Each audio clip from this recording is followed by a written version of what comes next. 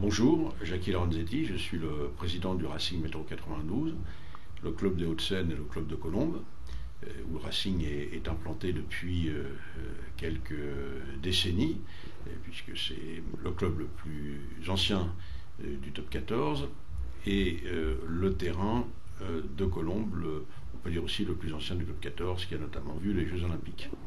Lorsque j'ai pris la direction de ce club il y a un peu plus de 6 ans maintenant, la première question que je me suis posée, c'est quel est l'avenir du stade de Colombes pour le Racing. J'ai réfléchi et j'ai alors vu monsieur le maire Philippe Sarr, et nous avons envisagé ensemble l'opportunité qui était certaine, mais surtout les modalités pour que le Racing puisse rester à Colombes. Je dois avouer que Philippe s'est débattu comme un beau diable pour essayer d'obtenir des accords et plutôt des subventions, puisqu'on parle en l'occurrence surtout de problèmes financiers, auprès des pouvoirs publics, que ce soit le département, que ce soit la région, plus globalement.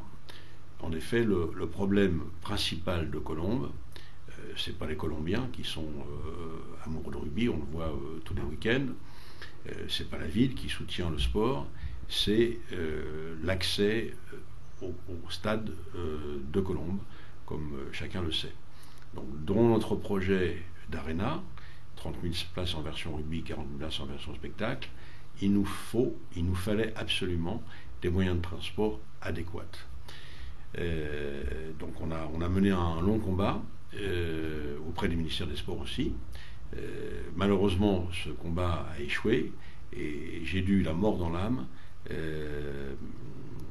jeter mon dévolu sur un terrain à Nanterre où les travaux ont commencé, comme vous le savez, il y a maintenant plusieurs mois, qui sera livré fin 2016. Donc ce que je voudrais dire aux Colombiens, c'est que leur maire actuel, non seulement aime le sport, mais également a tout fait pour garder le Racing à Colombes. Le coût d'investissement pour faire venir un métro, c'est 350 millions d'euros. C'est aussi un gestionnaire et c'est aussi un financier. Et je pense qu'il a voulu faire attention aux finances publiques. Et c'est tout à son honneur. Et malheureusement, les pouvoirs publics ne nous ont pas suivis. Donc j'étais obligé, la mort dans l'âme, de partir à Nanterre, où j'espère pouvoir accueillir de nombreux Colombiens. Voilà ce que je voulais vous dire, et je souhaite bonne chance à Philippe pour les prochaines élections.